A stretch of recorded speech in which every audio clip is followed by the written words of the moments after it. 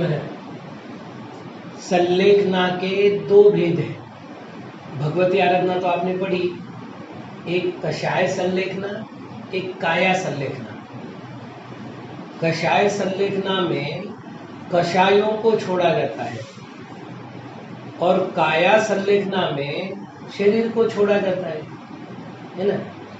अब प्रश्न अपने सामने ये है कि शरीर को छोड़ने की विधि क्या हो। तो शरीर को छोड़ने की दो विधि है। एक तो मृत्यु के द्वारा शरीर छोड़ना, वो तो केवल एक ही बार छूटेगा।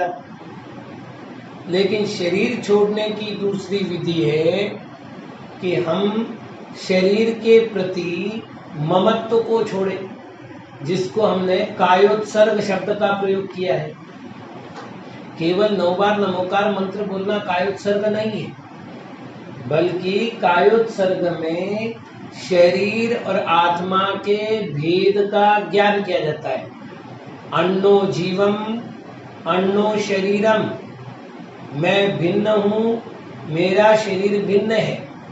तो क्या हमको इन दिनों में शरीर और आत्मा की भिन्नता का अनुभव आ रहा है? कहीं ऐसा तो नहीं कि शरीर का कष्ट हमें आत्मा को कष्ट लग रहा हो?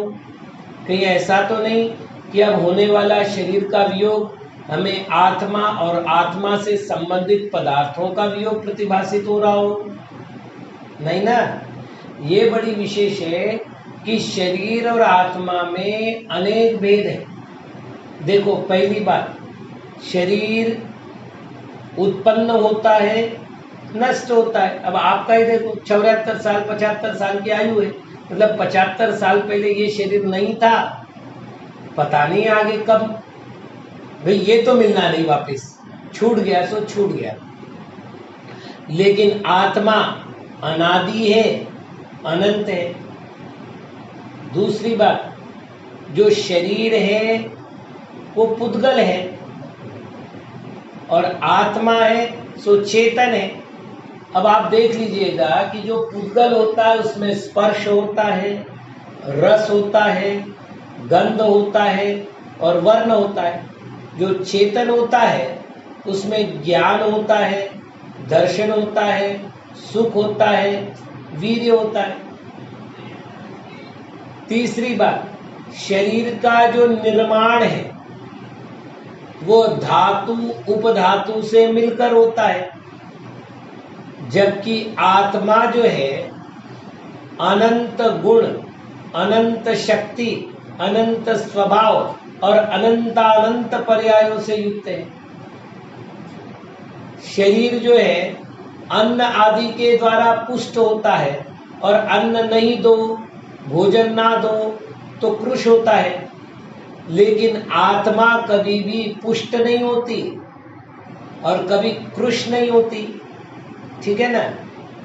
इसी प्रकार शरीर जो है वो बदला जा सकता है, आत्मा बदला नहीं जा सकता। शरीर तो रोगों का पिंड है और आत्मा गुणों का पिंड है।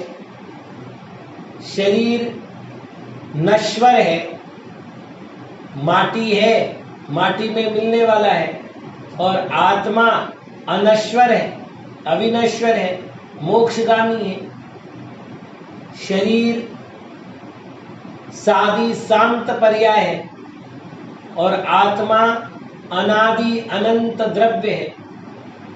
आत्मा द्रव्य है जबकि शरीर तो पर्याय है, क्योंकि पर्याय है इसलिए स्थूल है, स्कंद रूप है, स्कंद रूप है इसलिए हमें दिखाई देती है। ठीक है ना। तो शरीर तो दिखता है, इसका अर्थ स्कंद है, स्कंद है इसका अर्थ अपन ने तत्वार सूत्र में पढ़ा, ये अण्वा स्कंदाश्च, अणु और स्कंद है, दो भेद है। तो जब स्कंद है तो पुद्गल है, एकदम स्पष्ट है। और पुद्गल का अर्थ ही जो जीर्ण होता है, शीर्ण होता है और नवीन वापिस पूर्ण होता है, मतलब भरता है, बिछुड़ता है, ये पुद्गल का गुण हुआ।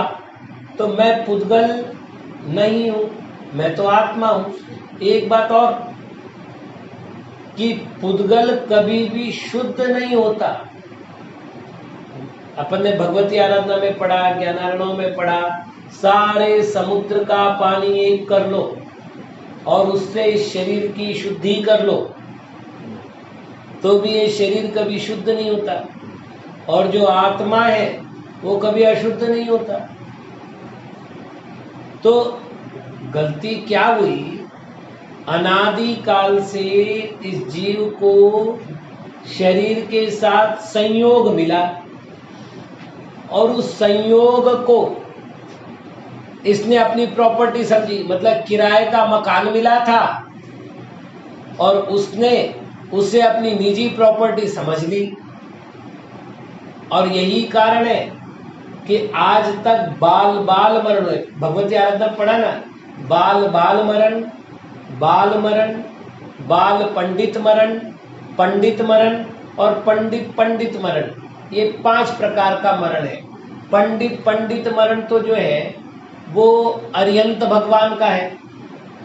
मूलाचार में जैसा आया है, पंडिय पंडिय अणुमरिस से, मैं पंडित पंडित मरण से मरूंगा। दूसरा पंडित मरण है, वो हम जैसे मुनियों का होता है, जिनके पास पंडा है अर्थात ज्ञान की शक्ति है, जो शरीर और आत्मा के भेद को जानते हैं, वो लोगों का जो मरण होता है उनको कहते हैं पंडित मरण। प्रतिमाधारियों का जो मरण होता है उसको कहते हैं बाल पंडित मरण। थोड़ा ज्ञान भी है, थोड़ी बुद्धि भी है, इसलिए अव्रत रूपचर्या भी है और व्रत का परिपालन भी है। सामान्य सम्यक दृष्टि के मरण को बाल मरण कहते।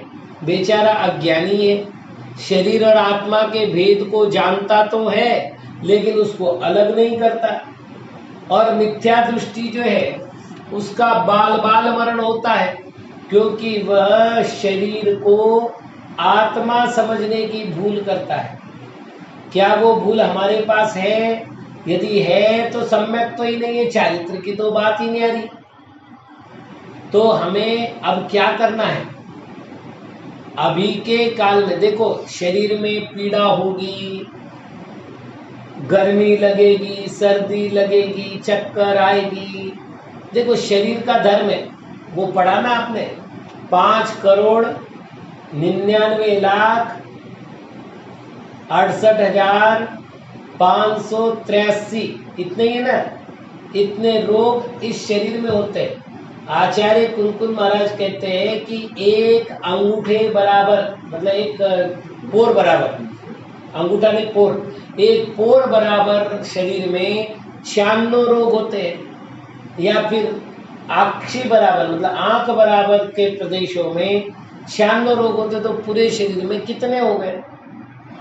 फिर अब इसमें वात, पित्त, कफ, अब आप देखो ना, कफ की प्रॉब्लम हो रही है। जब कुछ लिया नहीं, शरीर को कुछ दिया नहीं, शरीर में कफ कहाँ से आ रहा है? अब वो आ रहा है तो खकारना पड़ रहा है, खकारना पड़ रहा है तो तकलीफ भी हो रही है। तो अपन शरीर को अब शरीर के हिसाब से छोड़े। भैया तुझे जो करना है तू कर, मैं तो तुझे छोड़ दिया। बच्चे को समझाते समझाते नहीं मानते तो बोले भैया तू बड़े बाप का, जैसा मर्जी आए कर।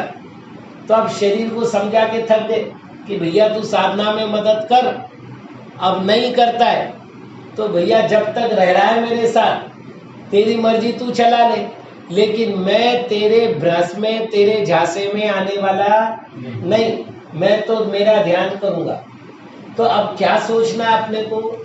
शरीर के रोग के बारे में सोचना है? शरीर के नाश के बारे में सोचना है? नहीं, हमको सोचना है कि मैंने एक शुद्ध आत्मा की आराधना का संकल्प किया है, तो मेरा संकल्प पूरा हो, मैं रोगों से, शरीर के नाटकों से चंचल नहीं बनूंगा। ठीक है ना? एक बात माना जाओ, अरिहंत परमेष्टि जरूर है, सिद्ध परमेष्टि है, आचार्य उपाध्याय साधु परमेष्टि है, लेकिन मेरी आत्मा से भिन्न तो है। अरिहंत अभी मैं नहीं हूँ, सिद्ध अभी मैं नहीं हूँ, मैं तो मेरी आत्मा हूँ।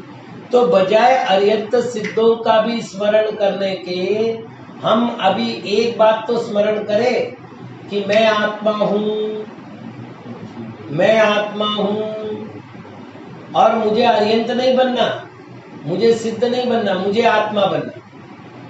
अब आत्मा चाहे आप इस शरीर में रहे, चाहे अर्यंत सिद्ध की पर्याय में रहे, पर्याय छोड़ करके तो आत्मा रह नहीं सकती है ना।